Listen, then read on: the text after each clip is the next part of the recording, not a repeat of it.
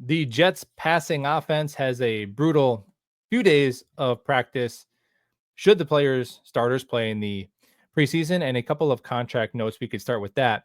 We have the details on Nick Folk's contract. It is a 1-year deal with $755,000 guaranteed, and then he is essentially paid $60,000 for every single game he's active. So small guarantee, and then a pay-as-you-go contract for the 40-year-old kicker who was a free agent for a reason. That's fair, but hey, man, he only missed one kick each of the last 2 years. So if Nick Folk kicks like Nick Folk did last year, the Jets will probably be making the single biggest improvement at kicker of any team in the NFL. And it's a spot that cost them, I would say, probably 2 games just strictly on kicker last season. And then Quincy Williams, this is per Will Parkinson, and his sources are saying that the Jets added some incentives onto Quincy Williams' contract where he can make significantly more money this season. And obviously he's heading into being an unrestricted free agent next year. Now, when those linebacker contracts came out, guys were getting $15 million, including Jamie and Sherwood, $15 million. Quincy Williams, who's more accomplished than Jamie and Sherwood, making $6 million. Obviously, once that happened, agents were going to make phone calls, and the Jets kind of met in the middle of maybe they're not willing or ready to give a soon-to-be 29-year-old linebacker a multiple-year extension. But hey, man, you can earn more cash if you play well because you deserve it. So that's cool for Quincy, and that's that for Nick Folk. Now, the offense, obviously, I'm sure you've seen or heard videos about, Justin Fields went 1 of 1,000,006 or whatever across 3 days. Is the sky falling? Not because of that. So, I mean, obviously that is an outlier. Like the dude's completed 60% of his passes in the NFL. So he's not going to complete 30, whatever percent of his passes with no touchdowns and 3 picks. It won't be that bad in the regular season. Obviously, the part of his game that is the reason you signed him is running the football, and that's not going to be on display as much when they're trying to iron out the passing game, the finer points of that in shorts. But at the same time, in general, I'm not surprised that the Jets' back 7 in coverage is better than their passing attack. Like the reason why, if you would list reasons why you think the Jets are going to win a lot of games this year, I'm going to name quite a few things before I name passing offense.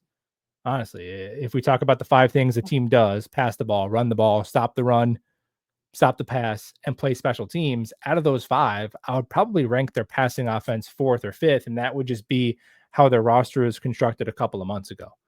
And not much in training camp would change my mind on that. So am I panicking because they had a bad 3 days of practice? No. But am I coping and saying this passing offense is going to be lighting it up? Not really. We're hoping the passing offense can get to like even just below average, where then you have a top 5 rushing attack, hopefully a bounce back defense, bounce back special teams, and that's how you can win some games. The Jets aren't going to be winning games because they're completing 68% of their passes and they're throwing for 250 yards a game.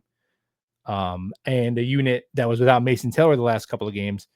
Yeah, man, a quarterback whose biggest strength is running the ball, throwing a Garrett Wilson, who's awesome, but then no Mason Taylor. So Jeremy Rucker, Alan Lazard, Tyler Johnson, Arian Smith, who are being covered by Quincy Williams, Damian Sherwood, Sauce Gardner, Michael Carter, Andre Cisco. Yeah, I'm not surprised that the defense is getting the better end of it so far. But I don't really care that he went 32 of whatever. That doesn't really matter to me. But passing offense is probably going to not be the prettiest in the league, right? I think we kind of knew that going into the year. Now, should the players play in the preseason? Justin Fields said he wants to suit up and play in every game, which I think is freaking awesome. By the way, everything from like a leadership perspective with Fields to me is he's been great. I think he's perfect fit for a Jets team that's trying to fly a little bit more under the radar this season. And yeah, I mean, I can count on one hand the number of Jets I think shouldn't have to suit up for the preseason. Those are veterans who are dealing with injuries like John Simpson and Quinnen Williams. There's always that balance between wanting to make sure you get to week 1 healthy, which is a reasonable goal. Like you just want to get to week 1 with the team you're supposed to have. And I get that.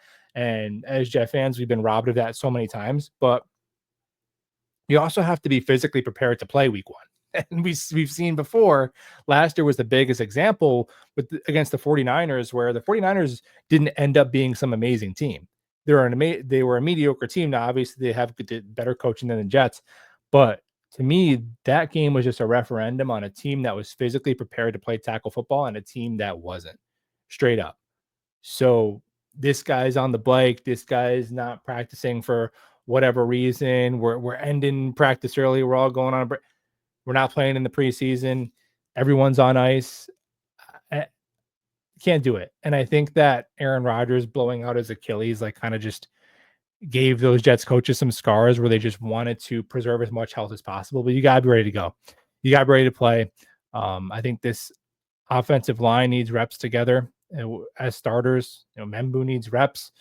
Guys, young guys on the defense need reps. They should play in at least two of these games. The starter should suit up for two series on either side of the ball, in my opinion. Then you want to give them that last week off so they have, whatever it is, 2.5 weeks full before the season starts. That's cool.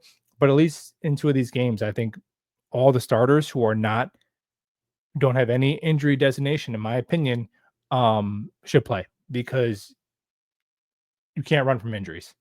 You gotta be ready to go. And we'll talk about soon.